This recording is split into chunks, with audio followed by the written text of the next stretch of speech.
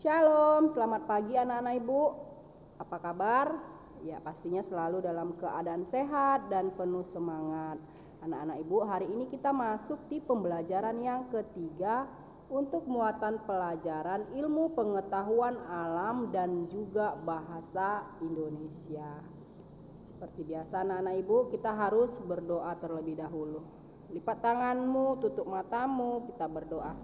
Kembali kami datang padamu Tuhan buat hari ini.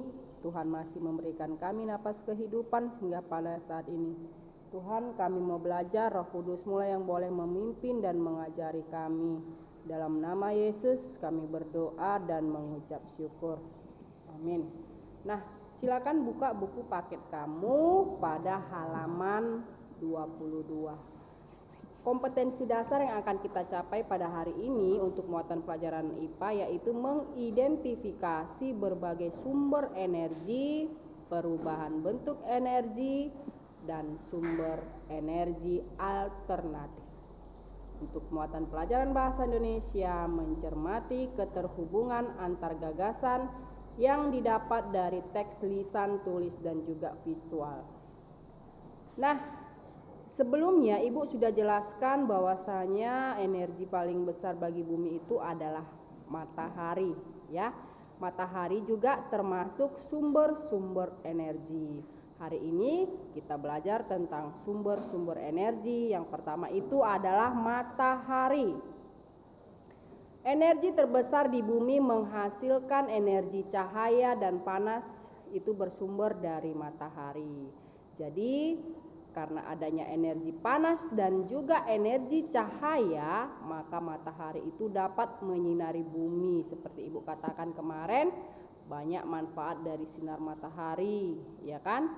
Banyak mengeringkan benda-benda yang basah seperti pakaian, mengeringkan ikan untuk para nelayan, fotosintesis, pembentukan vitamin D yang bagus untuk tulang sebagai sumber energi listrik atau panel surya, dan juga pembuatan garam.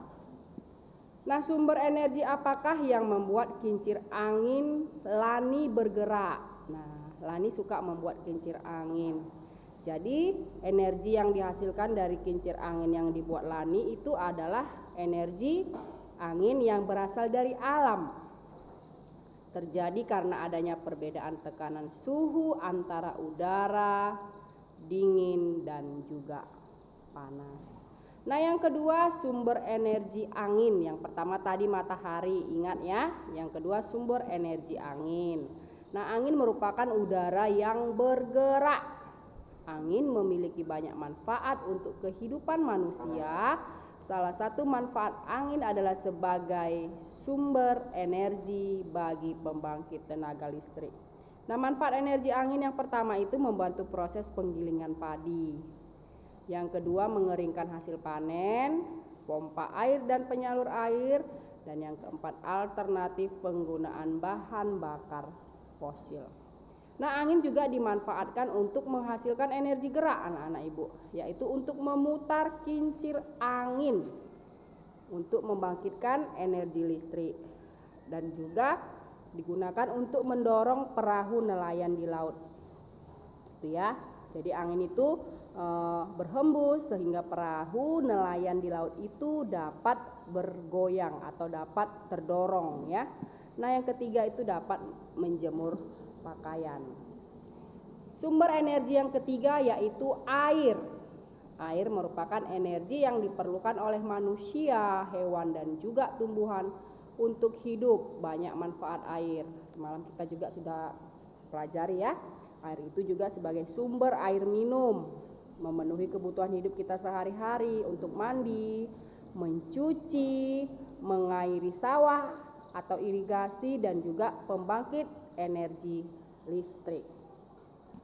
Nah, tahukah kamu anak-anak ibu, kincir air ini merupakan salah satu komponen yang paling penting yang terdapat pada pembangkit listrik tenaga air. Kincir air akan berputar pada sumbunya karena adanya dorongan aliran air yang cukup deras. Kincir air ini dihubungkan dengan yang namanya generator pembangkit listrik hingga generator bergerak dan menghasilkan energi listrik. Ya, nanti kita bahas lagi lebih dalam tentang kincir air.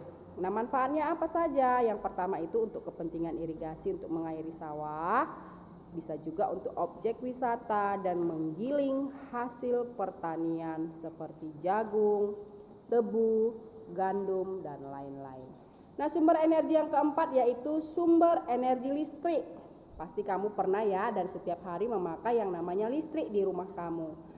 Nah, listrik merupakan energi yang dihasilkan dari pengolahan sumber energi lain, yaitu matahari, air, dan angin. Jadi matahari, air, dan angin itu dapat menghasilkan yang namanya energi listrik. Bagaimana prosesnya? Akan dibantu dengan alat yang namanya generator, ya. Listrik banyak dimanfaatkan dalam kehidupan sehari-hari untuk menyalakan peralatan elektronik, untuk mensetrika, mencuci pakaian dengan mesin cuci, bahkan untuk menerangi rumah ketika malam hari. Masih banyak fungsinya yang lain. Sumber energi yang kelima, ini yang Ibu katakan tadi ya, energi listrik itu berasal bukan sumber energi listrik ini yang anak-anak Ibu, sumber energi minyak bumi. Ya, nanti kamu hapus ya. Sumber energi minyak bumi. Nah, minyak bumi merupakan sumber energi yang berasal dari pelapukan sisa-sisa makhluk hidup yang terkubur dalam bumi selama berjuta-juta tahun lamanya. Nah, ini tadi kalau minyak bumi itu katanya berasal dari fosil, ya, atau sisa-sisa tumbuhan yang mengendap, bahkan hewan yang mengendap ribuan tahun atau jutaan tahun lamanya, sehingga dapat menghasilkan yang namanya minyak bumi. Minyak bumi itu merupakan salah satu contoh bahan tambang, bisa berasal dari laut, bahkan bisa dari daratan. Nah, minyak bumi tadi dapat diolah menjadi berbagai bahan bakar seperti minyak tanah, bensin, solar, dan juga oli. Bagaimana prosesnya? Nanti kamu boleh, siapa yang pengen memiliki rasa ingin tahu anak-anak Ibu, sekarang sudah banyak tutorialnya di YouTube, boleh kamu klik bagaimana proses pembuatan minyak bumi tersebut, ya. Nah, kita masuk di muatan pelajaran bahasa Indonesia. Masih ingatkah kamu mengolah informasi dalam bentuk peta pikiran? Hari Senin sudah Ibu jelaskan dan sudah Ibu singgung ya. Mengolah informasi adalah mengolah sumber data berupa gambar atau teks menjadi sebuah informasi yang lebih jelas, anak-anak Ibu. Jadi salah satu cara mengolah informasi adalah dengan membuat peta pikiran atau mind map. Nah, ini contoh peta pikiran. Ini peta pikirannya itu pasti manfaat matahari, ya kan?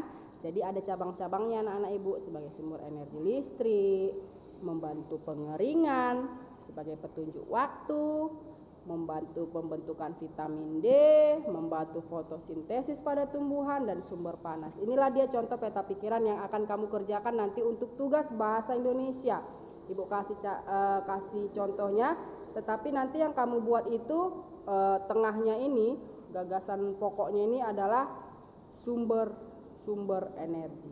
Tadi udah Ibu jelaskan ada 5. Nah, ini juga contohnya. Boleh kamu buat dalam bentuk yang tadi, seperti yang pertama, ini boleh juga kamu tiru. Terserah mana yang paling menarik menurut kamu. Nah, hari ini demikian materi kita. Ini tugas kamu untuk IPA dan Bahasa Indonesia. Silakan kamu ulang kembali videonya. Untuk buat Bahasa Indonesia itu buat sebuah peta pikiran ya, tentang sumber energi. Kamu gambar, warnai semenarik mungkin supaya nilai kamu lebih bagus.